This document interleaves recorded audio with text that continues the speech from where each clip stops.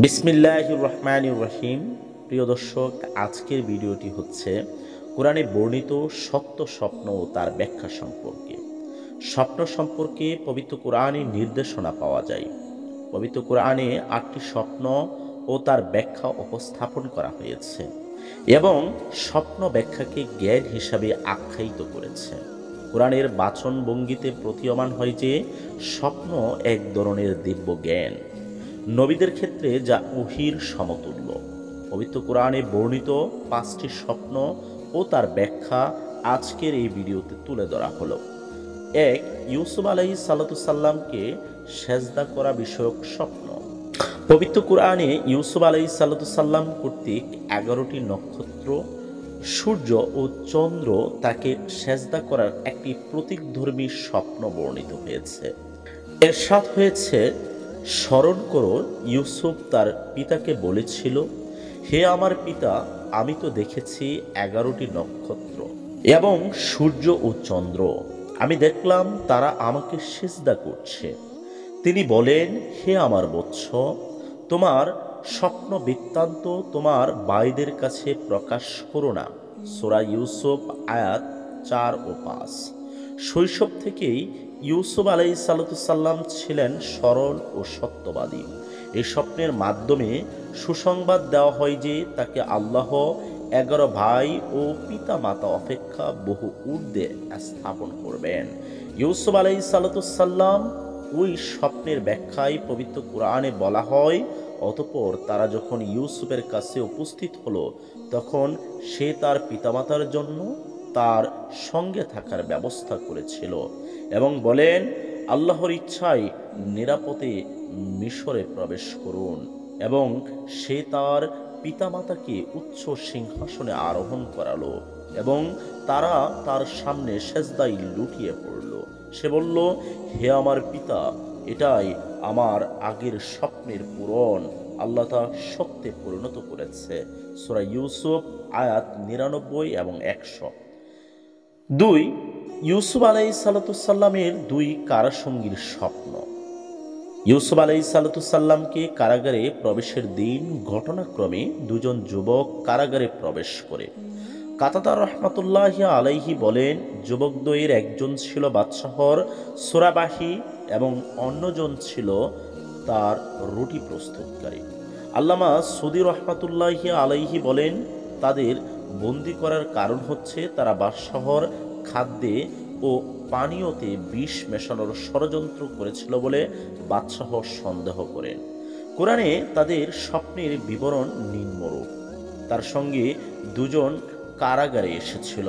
তাদের একজন বলেছিল, আমি নিজেকে মদ নিংড়াতে দেখলাম। অন্যজন বলেছিল, আমি নিজেকে মাথায় করে রুটি বহন করতে দেখলাম এবং পাখিরা সেখান থেকে খাচ্ছিল। তুমি আমাদের এর তাৎপর্য বলে দাও, আমরা তো তোমাকে ভালো কাজ করতে দেখেছি। সূরা ইউসুফ আয়াত 37। স্বপ্নের ব্যাখ্যায় তখন ইউসুফ আলাইহিসসালাম ওই 2 কারাসঙ্গীকে বললেন, হে আমার কারাসঙ্গী 2জন, তোমাদের 2জনের একজন তার মালিকের পানের জন্য সূরা ডালবে, অপরজন শুলিবিদ্ধ হবে। অতঃপর পাখিরা তার মস্তক থেকে খাবে। যে বিষয়ে তোমরা জানতে চেয়েছিলে তার সিদ্ধান্ত হয়ে গিয়েছে। সূরা ইউসুফ আয়াত 41। স্বপ্ন নম্বর 3, মিশরের শাসকের স্বপ্ন। পবিত্র কোরআনে ইউসুফ আলাইহিসসালামের সমকালীন মিশরীয় অধিপতির স্বপ্ন ও তার ব্যাখ্যাকে অত্যন্ত প্রাঞ্জলভাবে উপস্থাপন করা হয়েছে। আল্লাহ তাআলা বলেন, মিশরের অধিপতি বলেছিল, আমি দেখেছি 7টি মোটা তাজা গাবী, যাদের 7টি শীর্ণকায় গাবী খেয়ে ফেলল, এবং 7টি সবুজ শস্যের শীষ এবং 7টি শুষ্ক শীষ। হে প্রধানরা, হে স্বপ্ন বিশারদরা, যদি তোমরা আমার স্বপ্নের ব্যাখ্যা করতে পারো তবে স্বপ্নের তাৎপর্য অতি দ্রুত বলে দাও। সূরা ইউসুফ আয়াত 43। আল্লাহ ইউসুফ আলাইহিসসালামের ব্যাখ্যা পবিত্র কোরআনে তুলে ধরে বলেন, ইউসুফ বললেন, তোমরা 7 বছর একাদিক্রমে চাষ করবে। অতঃপর তোমরা যে শস্য কর্তন করবে তার মধ্যে সামান্য পরিমাণ তোমরা আহার করবে এবং তাছাড়া আর সমস্ত শীর্ষসহ রেখে দিবে। তারপর আসবে 60টি ভীষণ বছর, আগে যা তোমরা সঞ্চিত রেখেছিলে লোকে তা খেয়ে ফেলবে সামান্য কিছু সংরক্ষিত ছাড়া। সে সময়ের পরে আসবে 1 বছর যখন মানুষের জন্য প্রচুর বৃষ্টিপাত হবে এবং যখন মানুষ প্রচুর ফলের রস ও তেল নিংড়াবে। সূরা ইউসুফ আয়াত 47 ও 48। 4, হযরত ইব্রাহিম আলাইহিসসালামের স্বপ্ন। হযরত ইব্রাহিম আলাইহিসসালাম তার 7 বা 13 বছর বয়সী পুত্র হযরত ইসমাইল আলাইহিসসালামকে কুরবানি করার যে স্বপ্ন দেখেন তা এমন। তিনি বলেন, হে পুত্র, আমি স্বপ্নে দেখলাম যে তোমাকে আমি জবাই করছি। এখন তোমার অভিমত কি আমাকে বলো। তুমি তো স্বপ্নকে সত্যে পরিণত করে দেখালে। সূরা সাফফাত আয়াত 102 থেকে 105। তাফসীর আল কাবির গ্রন্থে ওই স্বপ্ন সম্পর্কে বলা হয়েছে যে ইব্রাহিম আলাইহিসসালাম 8 জিলহজ রাতে সর্বপ্রথম স্বপ্ন দেখেন একমাত্র পুত্রকে নিজ হাতেই জবাই করছেন। অতঃপর 9 তারিখ রাতে তিনি আবার একই স্বপ্ন দেখেন। ফলে তিনি বুঝতে পারলেন এটা স্বপ্ন।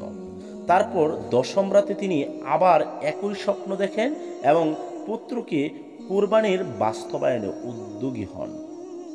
5ম স্বপ্ন বদর বিষয়ক স্বপ্ন। রাসূলুল্লাহ সাল্লাল্লাহু আলাইহি ওয়াসাল্লাম মুসলিমদের নিয়ে যখন মদিনা থেকে বের হচ্ছিলেন বা পথে কোনো মঞ্জিলে অবস্থান করছিলেন, তখন তিনি স্বপ্নে কাফেরদের সেনাবাহিনী দেখলেন। তার সামনে যে দৃশ্যপট পেশ করা হয় তাতে শত্রু সেনাদের সংখ্যা খুব বেশি নয় বলে তিনি অনুমান করতে পেরেছিলেন। এই স্বপ্নের বিবরণ দিয়ে আল্লাহ বলেন, স্মরণ করুন, তোমার স্বপ্নে আল্লাহ তোমাকে দেখিয়েছিলেন যে তারা সংখ্যায় স্বল্প সংখ্যক। যদি তিনি তোমাকে দেখাতেন যে তারা সংখ্যায় অধিক, তবে তোমরা নিশ্চয়ই সাহস হারাতে এবং অবশ্যই তোমরা সিদ্ধান্ত গ্রহণে বিতর্কে লিপ্ত হতে। কিন্তু আল্লাহ তোমাদের রক্ষা করেছিলেন, যেহেতু তিনি সবার হৃদয়ের কথা বিশেষভাবে অবহিত। সূরা আনফাল আয়াত 43। পবিত্র কুরআনে বিধৃত এসব স্বপ্ন ও তার ব্যাখ্যা থেকে এটা বলা যায় যে স্বপ্ন জ্ঞানের একটি প্রচ্ছন্ন মাধ্যম, যা মানুষের হৃদয়ে আল্লাহর পক্ষ থেকে এক প্রকার দৈববাণী।